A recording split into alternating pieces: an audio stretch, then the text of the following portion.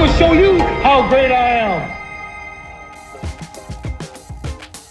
What's going on YouTube? It's your boy Aiden here, and in today's video we are going to talk about the 5 biggest myths of testosterone, aka HRT, aka hormone replacement therapy. So this year is going to be my 10th year on T, which is just freaking wild, but I do think it has really got me a lot of information about what happens on testosterone. I've talked to thousands and thousands of transmasculine people who are on testosterone and people who have gone off testosterone for different reasons, and so today we're going to talk about those 5 myths. The first myth we're going to talk about today is anger. As you can see, I'm so angry because of taking hormones that I ripped my own shirt out of complete frustration. So many people are afraid that testosterone is going to make them so, incredibly angry and unable to control themselves.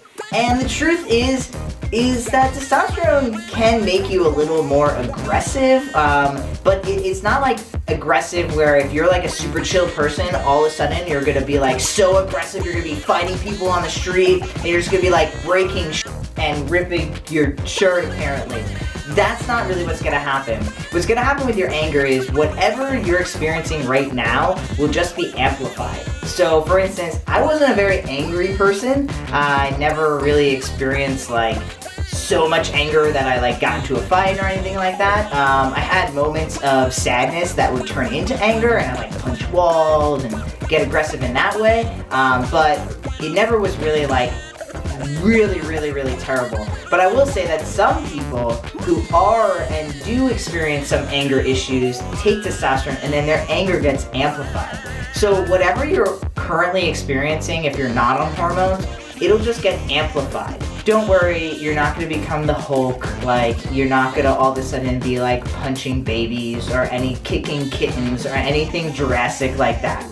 You'll be fine. If you are experiencing some anger issues right now, go to therapy, get some help, and then when you're ready to start hormone replacement therapy, you'll be fine. Okay, number 2 myths about testosterone is beard growth. But before we get into talking about beards, I want to share with you today's sponsor, Dollar Shave Club. So as you all know, I've been working with Dollar Shave Club for at least the last year and a half. You can go ahead and check them out. You can buy any of their starter kits for $5. Just use my URL, dollarshaveclub.com/Aydian, which is obviously my name, Aydian, just to make it extra confusing. But honestly, I love Dollar Shave Club. I use it all the time. So this prep scrub is supposed to prep your face for shaving. I guess it's supposed to bring out your hair, which is awesome. Then I use the shave butter, which is super smooth, and I like it because I like to trim my beard up and I can actually see where I'm going. And then they have this post-shave dew, which makes you feel soothing, feels really nice. All right, so I'm going to just kind of shave the top here, trim this up for me, using some of the shave butter right now. The thing I want to say about beards is that even biomen, some of them can't grow beards. Your beard isn't really going to show up for realsies until 2 or 3 years on hormones. So you'll probably, in the first year, you'll probably see a little bit of here, a little bit of here, maybe a few chin hairs on here, but you're not gonna really see a lot of beard growth until that 2nd or 3rd year. And the other flip side to that is that some trans men won't be able to grow a beard. I know it's really sad, but it's just the truth. It all has to do with your genetics. Some biomen can't even grow a beard. All I did was take the hormones and this is what happened.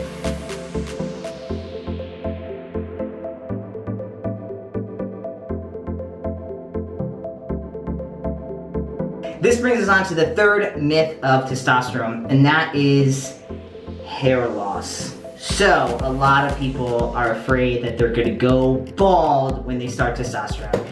And this is a tricky one because, to be completely honest, it could happen. And I'm not saying you could go bald in a year or 2, but what could happen is, based again on your genetics, you could have a receding hairline. So I've always had a widow's peak, which is kind of like that M at the top of your head. But I will say that when I started hormones, so I'm 10 years on, remember this, but probably around the second, third year, all the way till about the 5th or 6th year, I was freaking out because I felt like I was gonna lose all my hair, like in a serious way. Genuinely would make fun of me, like, and it was not good because I was freaking out, literally, that I was gonna lose all my hair. And so, as you can see, I do have some receding hairline on here, right? But it stopped. It really hasn't gotten any worse, probably in the last 3 to 4 years. So I feel like this is where I'm gonna land for a while. I'm 31 years old right now. I don't know, maybe when I'm 40 or 50 and just kind of getting older, it might go a little bit more, but I have pretty thin hair, always have had thin, very straight hair. So yeah, I mean, you know, it's definitely got a little bit thinner and definitely receded back a little bit. But this, again, is all about genetics. Not everyone is gonna get a receding hairline. Not everyone is gonna have thinning hair. Unfortunately, this is something that can happen with testosterone. This is also something that can happen with biological men who might take steroids or take hormone replacement therapy for their low testosterone. They could experience the same thing. So I think the beard for me made up for the slight, like, receding hairline up top. But I mean, I'm not gonna lie, I'm slightly insecure about it, but I mean, what am I gonna do? You know, I'm not gonna not take hormones and really, like, be myself just because of, like, a receding hairline. This is just something I've gotta get over, and you will too. Number 4, we're gonna talk about acne. I have Elliott with me. Paige is now behind the camera. This is usually the beautiful face that's behind this camera. The beautiful face with acne. We're gonna talk about this face. My acne.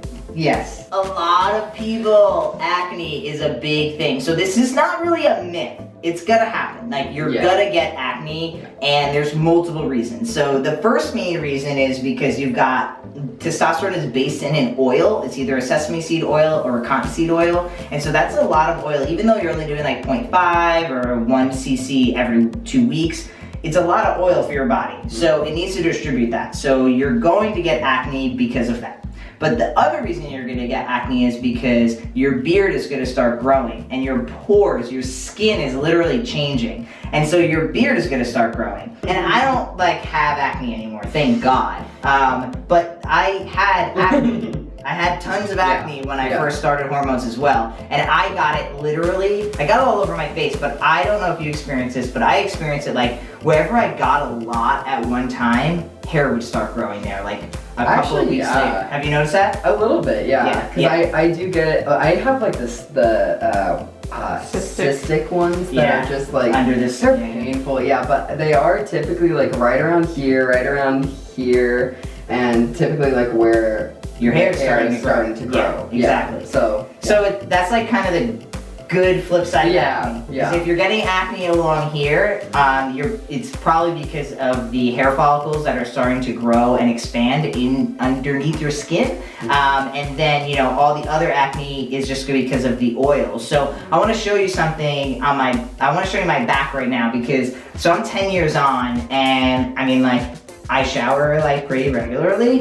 and I don't have acne on my face, but I have a lot of acne on my back. Like, I have a couple of scars over here and stuff. And so this was all, I didn't have this before I started testosterone, and now, you know, 10 years later, I still have acne. Of course, it gets worse in the summer because I sweat and stuff like that, but I mean, it's winter, I'm like pretty hygienic, even though like I can't shower as much as I'd like to because of the new baby. So acne is something that's gonna come into your life. 2 main things to do about acne. I don't know if you do this. I feel like I told you this already, but I'm gonna tell you again. Okay. Pantothenic acid, also known as vitamin B5. Go to the supplement store, go buy 500 milligrams, take 1 tablet every single day for a week, then take 2 tablets for another week, and go up to about 3,000 milligrams. So it's like about 6 tablets a day. But you have to go up 500 every week. Go to about 2,000 or 3,000. Also get Panoxyl, it's like a cream, and it works amazing. So good. It has pantothenic acid in it. So the 2 of those together work wonders. But so acne is a real thing, unfortunately. I wish it could be a big myth like anger is, and it's just not, unfortunately. So, sorry. But look, that looks so beautiful, right? The 4th myth of testosterone has to do with this. And what I'm talking about is dick growth. So a lot of people have a misconception of exactly how big your little man can get after you start hormones.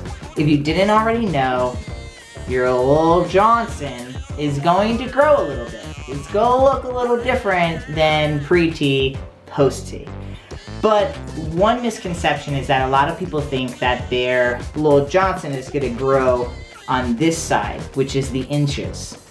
Your little Johnson is going to grow on this side, which is the centimeters. The average growth of your little man is going to be 1 to 3 centimeters. Now, some people may experience like up to 5 centimeters, but that's a real rarity. It's really between the 1 and 3 centimeter range. Now, I've had a lot of trans men tell me that they are way higher than this range. I don't know any trans men who have actually been able to grow bigger than the 3 centimeter range without pumping. Now you can pump and there is a short-term gain of length when you pump, but that doesn't stand forever. Now I'm not like a professional pumper, okay, so I don't know. There might be somebody out there who has a YouTube channel who has grown his on the other side.